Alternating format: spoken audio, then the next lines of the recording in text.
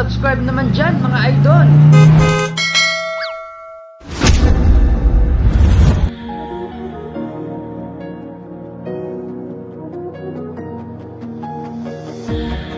Just say never is never the solution.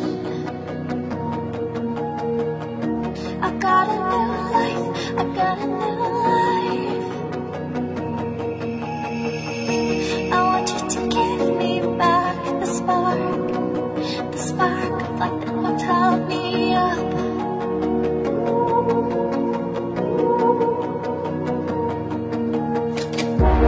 Please just give it back.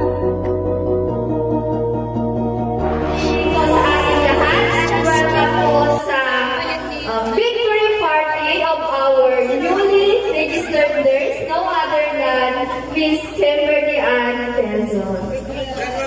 Before we start, may I call on Miss Grace Quezon to lead the prayer.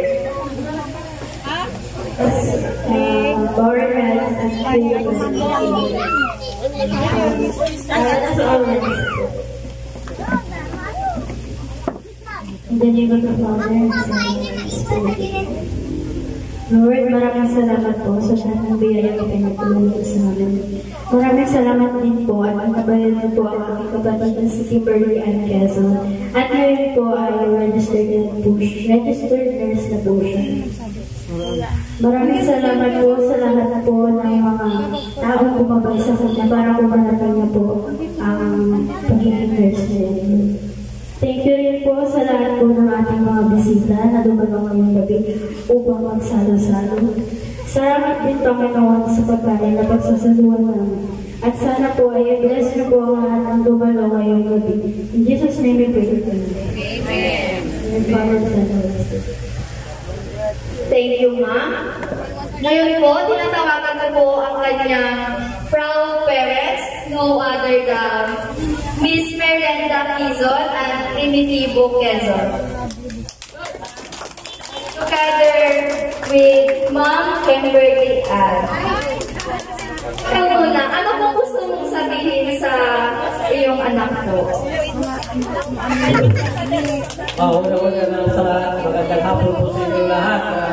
Dito, mga band-security, mga madam, sa mga kaibigan kasi ng aking anak na si Kimberly.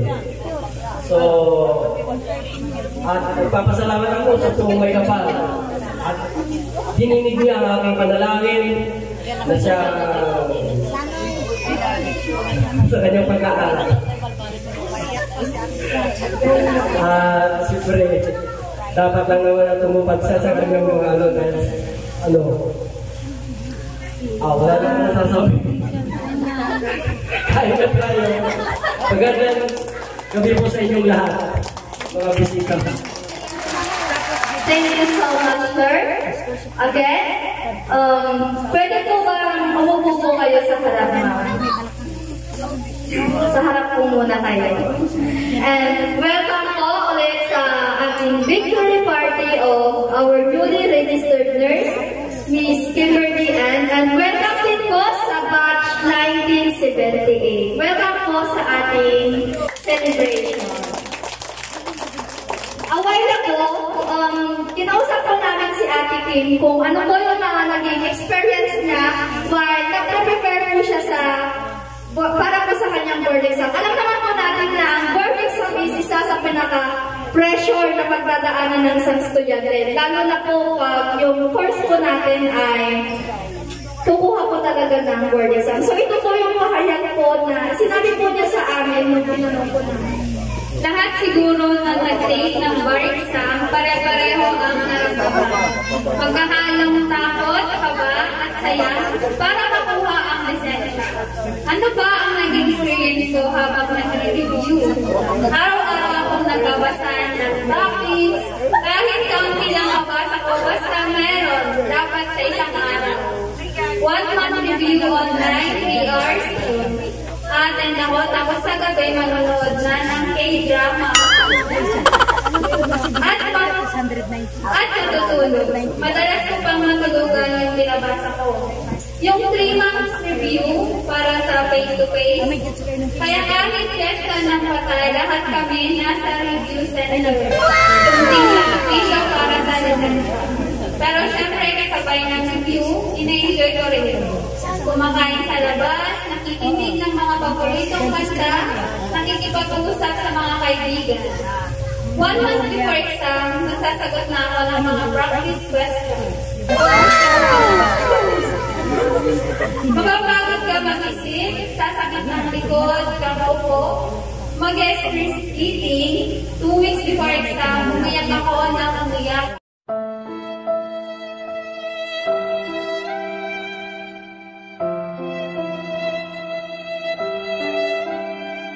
Kasi di mo rin maiwasan magkakaroon ng self-doubt. Yun na. So, mahirap talagang mag-review, lalo na yung course na is nurse. Kung makaya mo ba, lalo na nasa Malakati, yung araw na makukuha ko ng score sa review.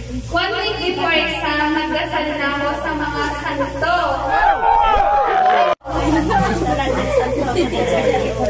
Nagmanawag para mapabless ng pencils at calculator.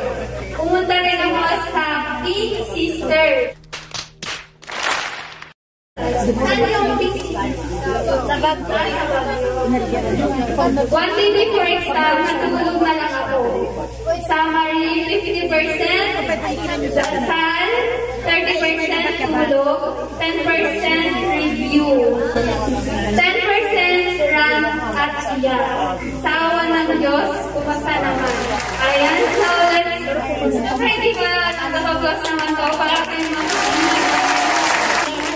Siyempre po, hindi po mawawala ang message ng kanyang ina. Ma'am, any message po para po sa ating newly registered nurse.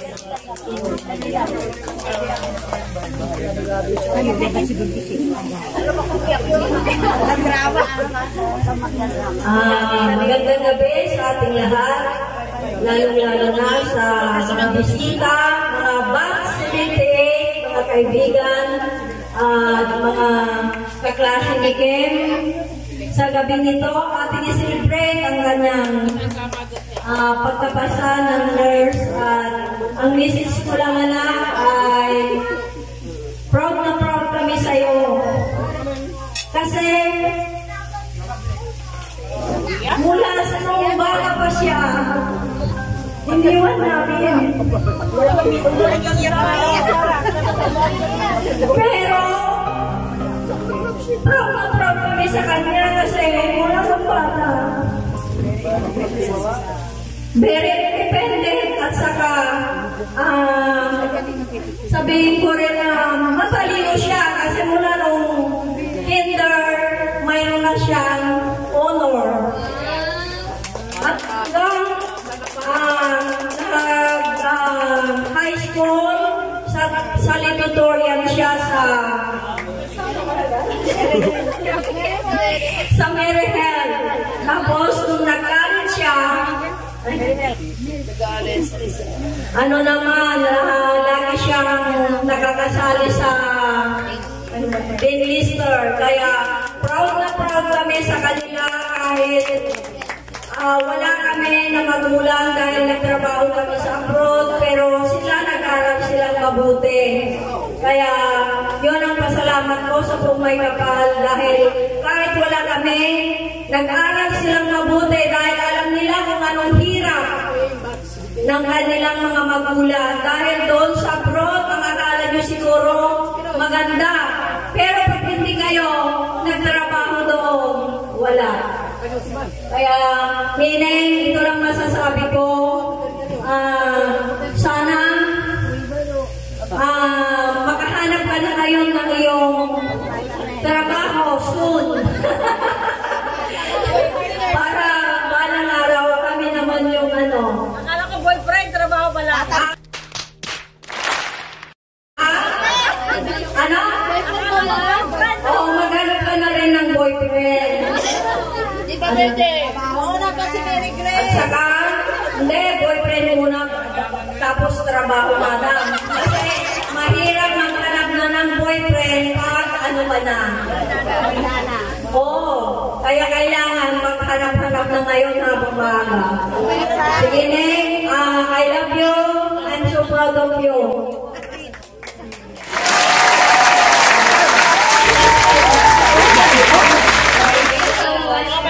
Ayun nga po, note to self, maghanap muna ng jowa bago magtrabaho, sabi ni Mama. Ayan, syempre hindi rin mawawala ang message po ng kanyang ate na si Ate Grace. Trabaho mo naman. First of all, congratulations sa pagpasok ko sa Malaysia. So, nung pagkatapos niya pa lang mag-exam, kinongratulate ko na siya. Kasi alam ko, ginawa na yung best niya at papasa siya. So, kinongratulate ko na siya. So, ayun, good job, well done. Sana, babayan ka pa ni Lord sa mga nalusong sa tanang mo. Paghanap ka ng magandang trabaho at punto sa Amerika. Yung mama mo, maghanap mo ng boyfriend. Ay, hindi sila. Meron na. Ayun, congratulations. At nandito lang kami gumagabal sa'yo sa lahat ng bagay na kailangan.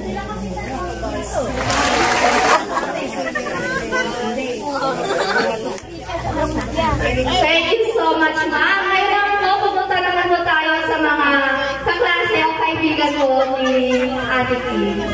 Sir, ano gusto mong sabihin kay Ate Kimberly? Congrats para Sino yung kaklase sa inyong dalawa? Ikaw, ate, ano mo gusto mong sabihin kay Ate Kim? Hello, Kim. Sa apat na taon na pagsasama natin, nakita ko yung porsige mo sa pag-aaral. Tapos, kahit na malayo sa magulang, nandiyan pa rin sila ate mo, tapos si ate mo ng first year ka na gumagabay din sa'yo, lalo na din sila mamat papa mo na nasa ibang bansa. Nandito lang kami nila putiin kami mga dormate mo na sumusuporta sa'yo. At sana pag-putiin mo pa, ngayong RN na tayo is kailangan natin pag-porsigitan. Thank you. Thank you so much po. Ikaw naman po, kuya, ano po gusto mong sabihin kay Ate Kim? congrats Ate. Masakit po yung likod ko.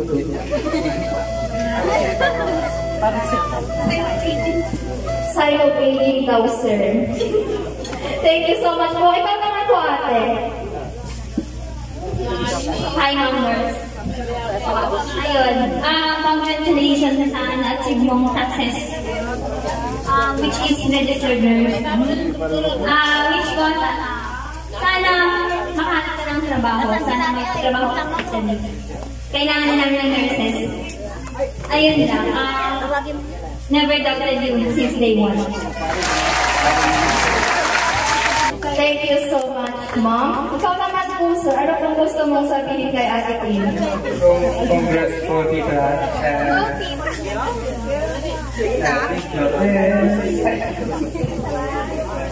Congrats. Thank you so much po. At syempre hindi rin mawawala. Dito lang tayo sa table na to. Kunahin natin si Mami. Mami, ano gusto mo sabihin kayo? Nagpapasalamat ako at buwan na buwan niya ang pangarap ko. Ikaw po ba? Ay, hindi pa. Trabaho muna. Thank you, Ma'am. Magtrabaho na po. Okay, thank you so much, ma'am. And ngayon po, tinatawagan ko po si Ma'am Irene Quezon, ang nag-alaga po sa kanya nung bata pa po sila. Nakaumpisa. Una ko sa lahat. Ako'y nagpapasalamat dahil si Kevin ang makabait na bata. Nagsalamat sa kanilang mga magulang dahil kahit sila'y napakalayo ay nagpakabait kayo. Kayong tatlo, alam kong makakapito lang ng inyong tagumpay dahil kayo napakababait at makakalino. Sana kayo nung kay Secret. At sana ibigyan kayo ng mahabang buhay. Kayo dun sa inyong mga magulang. Salamat, Kim. At proud na proud kami sa'yo. I love you, anak. Ayun po, bago po tayo pumunta sa exciting part, which is ang kainan. Ano po gusto niyong sabihin, ma'am, sa mga tao na sumuporta po sa inyo mula-una hanggang makamit niyo po ang inyong pangarap? Unang-una, nagpapasalamat po ako sa Pumay Kapal dahil hiniling niyo po yung aking training na maging religious. Maraming salamat din po sa mga naging guru ko na tumulong para makatungtong ako sa college at makapag-graduate. Maraming salamat din po sa mga dumalo sa gabing ito at naway mapusok po tayong lahat at ma-enjoy po natin ang pagkakas. Maraming salamat po. Ayun, maraming salamat po. Tuloy, pumunta na po tayo sa exciting part. Gutom na po ba ang lahat? Hindi pa po gutom? Gutom na po ba kayo? Ay, mukhang mahilig na. Okay po, inigit na lang po ni Ate Kim upang i-bless po yung food na ating kakainin ngayong gabi. The name of the Father, the Son, and the Holy Spirit. Bless us, O Lord, for this thy gift, which we are about to receive from thy bounty, through Christ our Lord. Amen. Enjoy po natin yung pagkain. Thank you so much po. Enjoy po natin ng dinner. Again, congratulations naman.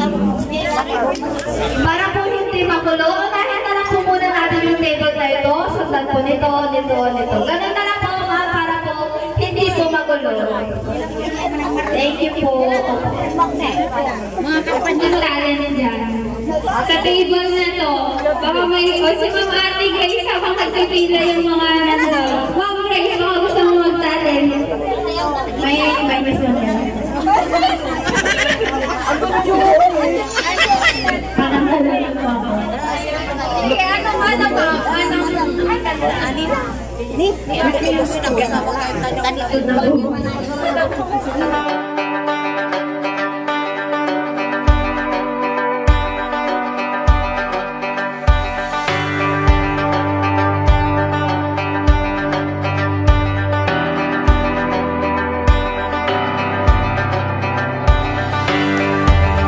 Moments later.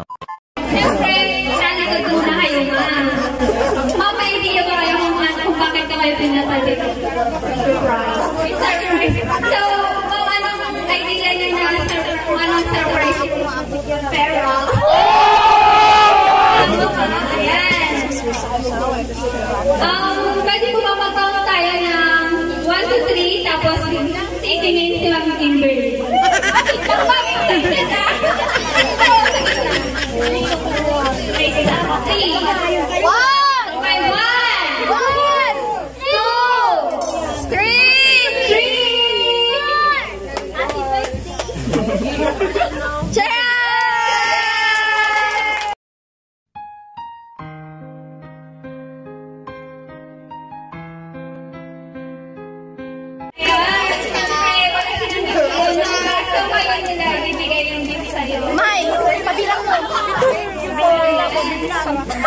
Ma'am, anong gusto mo sabihin, ma'am? Dahil pagkakit mo, ay, siyempre, pag makakulay ka, kailangan ng pera. Kailangan ng bago. Ayan, ma'am, anong gusto mo sabihin, ma'am? Thank you po sa pera. Wag na.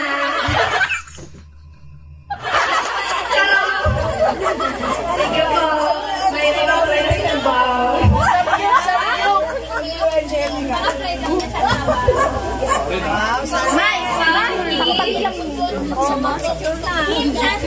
Mama, idea ka po ba kung ilang peso po yung ibinigay po nila sa'yo? Bilangin mo na lang, ma. Hindi, huwag na bilangin pag nagkamali ng sabi, bawas isa.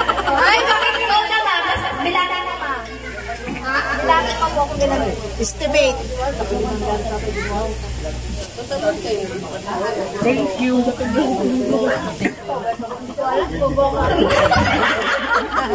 Si Mami na lang po yung magre-reveal. Kim, ito yung gift namin sa'yo ni Papa kasi nung graduation mo anak, nalaglag mo ang cellphone mo, kaya cellphone lang yung naibigay namin sa'yo. Ang sabi namin sa'yo, pag nakapasa ka, doon mo matatanggap yung regalo namin. Kaya ito ngayon, nasunod naman, kaya sana hindi mo gamitin ito sa mga kung ano-ano. Ang pera ito, pang-apply mo sa trabaho niling. Hindi gagastusin lang kung saan-saan. Ingatan mo yan at ipakita mo sa amin ni Papa na sana makahanap ka ng iyong trabaho, makabili ka ng magandang damit mo. Kaya, congratulations. 25,000 pesos.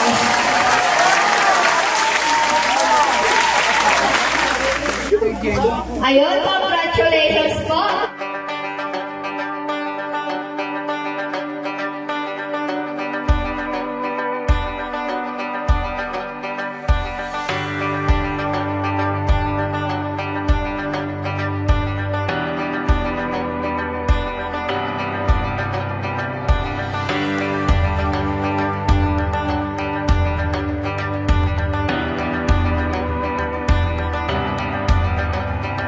Once again, congratulations po. Muli po, maraming salamat sa dumalo sa ating victory party ni Kimberly, ang newly registered nurse. Sa mga gusto pong magpa-catering, magpa-surprise, maaari niyo po kaming kontakin sa surprise po, deliver po, and catering services sa Facebook po. At syempre, wag nyo rin pong makalimutan mag-like at subscribe po sa aming YouTube channel, Surprise Food Deliver po, and catering services